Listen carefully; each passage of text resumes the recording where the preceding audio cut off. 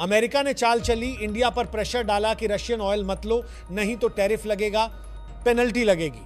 लेकिन इंडिया ने एकदम साफ कह दिया, हम अपनी एनर्जी पॉलिसी किसी के दबाव में नहीं चलाएंगे, और यहीं से शुरू हुआ असली खेल। दोस्तों, आखिरकार भारत ने बड़ा सख्त जवाब दिया है अमेरिका को, और भारत ने ये कहा है कि हम अपने national interest, national security, economic security के इंटरेस्ट में फैसले करेंगे। इंडिया इशूड ए स्ट्रॉन्गेस्ट स्टेटमेंट। अब रशिया ने अमेरिका को जवाब देने के लिए जो चाल चली है वो हैरान कर देने वाली है। व्लादिमीर पुतिन ने पब्लिकली एक अल्टीमेटम दे डाला, अगर अमेरिका के प्रेशर की वजह से इंडिया ने रशियन ऑयल खरीदना बंद किया तो रशिया सीधे सीपीसी पाइपलाइन को बंद कर देगा। तो वो कह रहे हैं कि भाई तुमने जो करना है कर लो, वो कह रहे हैं कि तुमने जो करना है कर लो, हम तो अपने लोगों के लिए फैसले करेंगे। और दोस्तों, यही पाइपलाइन है जो हर दिन करीब 1.3 मिलियन बैरल्स ऑयल सप्लाई करती है। यह पाइपलाइन कजाकिस्तान से शुरू होती है, कैस्पियन सी पार करती है, लेक्सबियन करती है, फारदे और रशिया की जमीन से होकर ब्लैक सी तक पहुंचती है। और वो कहता है जो हमें क्रिटिसाइज कर रहे हैं वो खुद रशिया से ट्रेड कर रहे हैं। अब सोचिए, अगर रशिया इस पाइपलाइन को बंद कर देता है तो क्या होगा? सीधा असर अमेरिका और यूरोप की एनर्जी सिक्योरिटी पर पड़ेगा। यह पूरा मुद्दा सिर्फ इंडिया और अमेरिका का नहीं है, यह है ग्लोबल एनर्जी वॉर, जिसमें रशिया ने अब साफ कर दिया है कि अगर उसके रास्ते में कोई आया तो वो पीछे हटने वाला नहीं है। अगर अमेरिका ने इंडिया पर प्रेशर डाला तो पुतिन सीपीसी पाइपलाइन बंद कर देंगे और उसका सीधा असर वेस्टर्न वर्ल्ड पर पड़ेगा। जय हिंद दोस्तों, स्वागत है एक और वीडियो में। दोस्तों, रूस हमारा सबसे पुराना दोस्त है और हमें जब जब जरूरत पड़ी है रूस सीना तान के हमारे साथ खड़ा रहा है।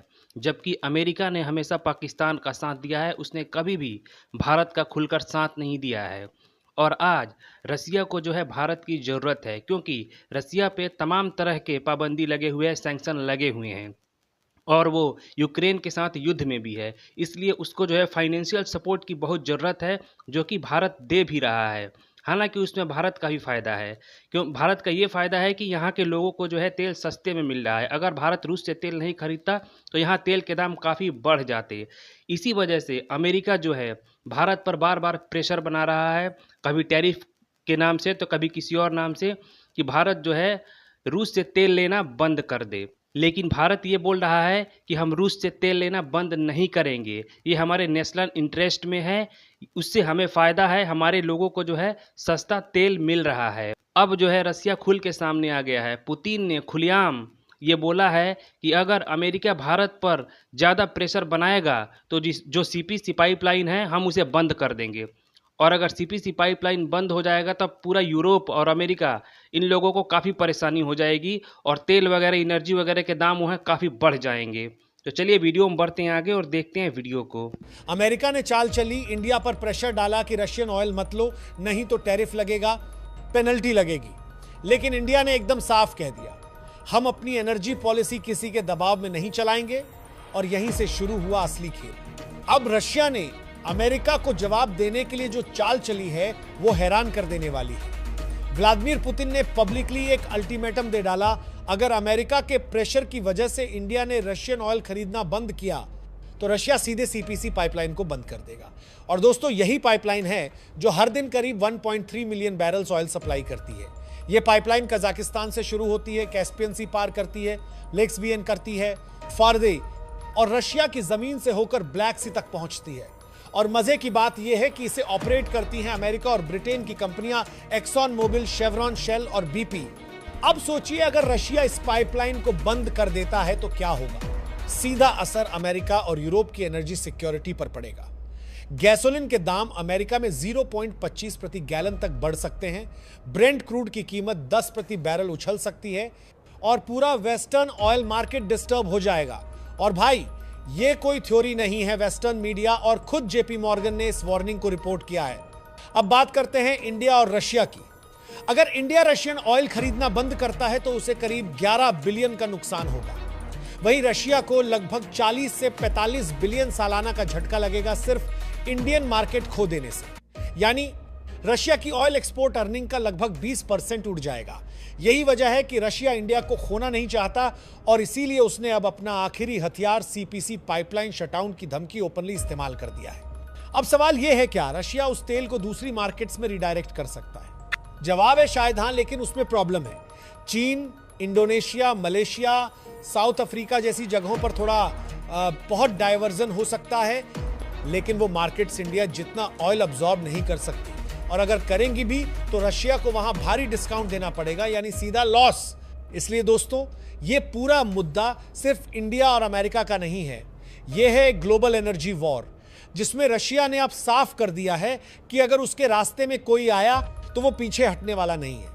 अगर अमेरिका ने इंडिया पर प्रेशर डाला तो पुतिन सीपीसी पाइपलाइन बंद कर देंगे और उसका सीधा असर वेस्टर्न वर्ल्ड पर पड़ेगा।